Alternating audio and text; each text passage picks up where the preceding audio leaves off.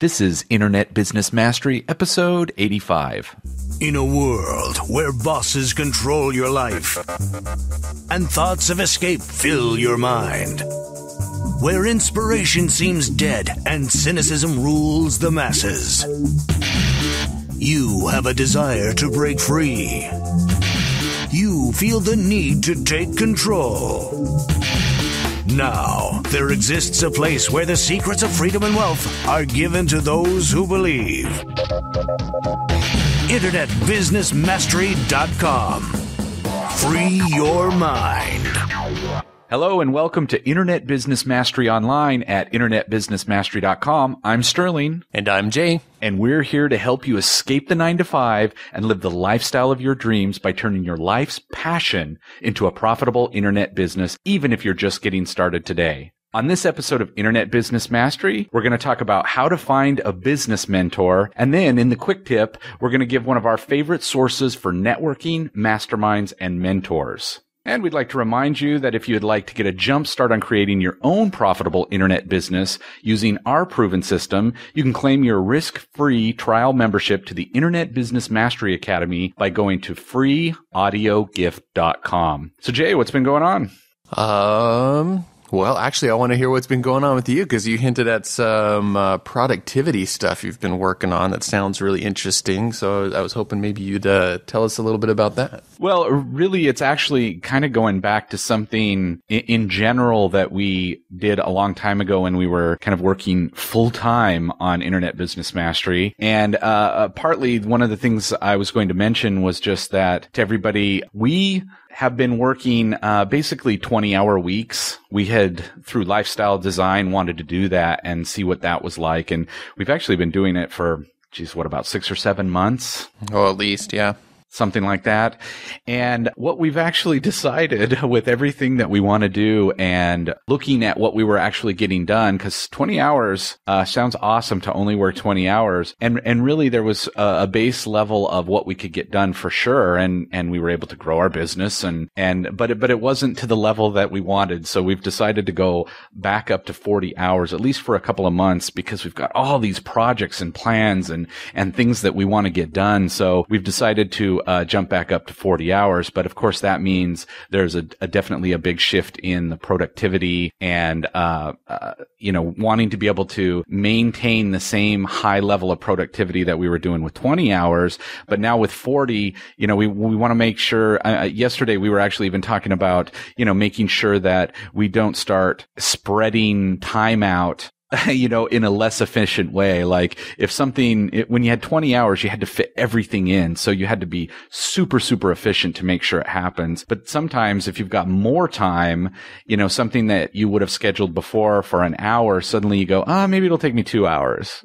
Yeah. And you start filling in that time. And so one of the things I was doing was just, basically going through different productivity things that, I have and just tightening things up again. And when you work for yourself, the interesting thing is, obviously it's really easy to think, oh, well, I think I'll go do this instead of work. So one of the things that it was interesting getting back to is an 8-hour day.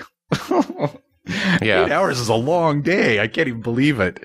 Well, and for me, working probably more than 2 or 3 hours at a time without a little break, now after all these years of not doing it is, I actually have to take breaks. So my 8-hour day actually becomes much longer because, I take an hour break in between and I might run to the store or do some of the things in the afternoon or maybe work out or something. And so my day ends up spreading out, but that's what works for me. So the whole thing was getting back to what works for me. And one of the other things I realized that for me, there are some days that I just worked 6 hours, and then on the weekend, I work a couple extra hours to make up for that. And I don't mind doing that. I actually love it. And one of the key points to this is just another one of those awesome aspects of internet businesses that, you can make your schedule be what you want. Even if you're working 40 hours, it doesn't have to be like a normal job where you just disappear into the work work hole for 8 straight hours, can't do anything else. I mean, I'm still in a position where, obviously if I want to even see a movie in the afternoon with some friends, or if I want to go to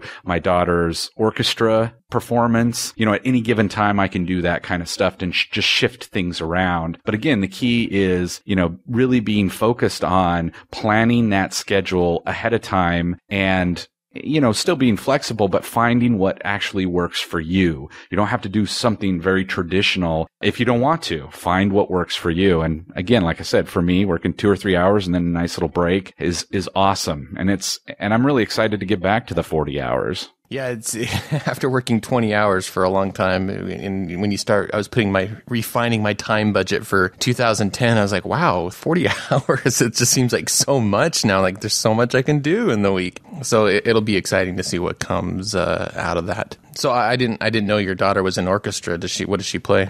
One plays the violin and the other plays the cello.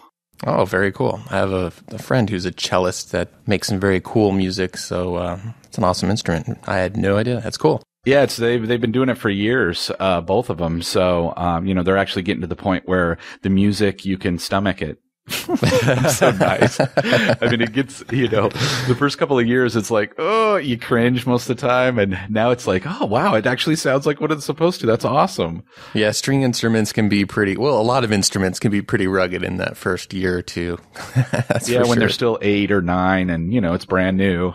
But yeah, now it's all getting very pleasant. And my youngest daughter also sings in the choir. So they have a little choir at their school. So they have performances all the time. But yeah, it's just awesome to be able to go to those things and just shift my schedule around as needed.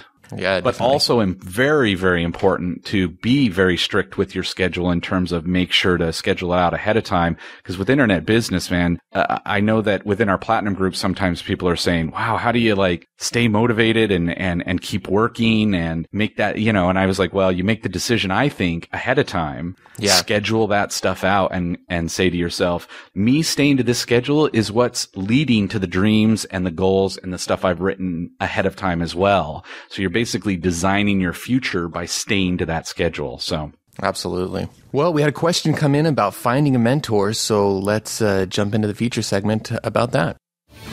And now, the feature segment. All right, well, a question came in from Marin Kate on Twitter. She's at Marin Kate, and she was asking me on Twitter a little while ago. She was referring to our episode that we did recently about how to have the best year ever in 2010, and she asked, here's what she said on Twitter. She said, just listen to the new podcast. How do you suggest finding mentors? I know that is the next step that I need. So thought, well, let's do an episode on that. That's a great question. I'm sure one that a lot of people have. So we jotted down some notes and suggestions based on our own experience of how you can go out and find a business mentor for yourself. And the first thing to say that probably goes without saying is that you need to find someone that has already done what you want to do. And well, I guess that doesn't go without saying because sometimes I think people fail to think about that. Obviously, the whole idea of having a mentor is to have somebody give you directions to arrive where they already have, and based on their experience and wisdom, expertise, and things they can help shortcut the process for you, help you maybe skip a few pitfalls and things like that. So where do you start looking for a mentor? I mean, once you know kind of what you want to accomplish and you kind of know, then you know what kind of qualities or accomplishments you want in the mentor, the skills that you want a mentor to have, where can you start looking? And some of the places that we've looked before for mentors is obviously going to conferences and seminars within your industry or your niche is a great place in person to see who's there and who knows what they're talking about, maybe who some of the speakers are, get to know some people, mix and mingle, and meet some people in person. If you don't know if there's any conferences or seminars, or if there's not one coming up soon, maybe a quicker way to do that, and on a local level, is to go and find like meetup groups, clubs, associations, things like that in your local area. You can look at meetup.com, for instance. And one of my very first business mentors this was before I had quit my job, but I was kind of dabbling in the real estate investing thing. I met him through the local Real Estate Investors Association, which is, basically like a club or what we'd call a meetup these days. And the very first one I attended, he stood up and was talking about his experience, and I knew, I was like, wow, that would be awesome to learn from that guy. And so then I just had that in the back of my mind and immediately started looking for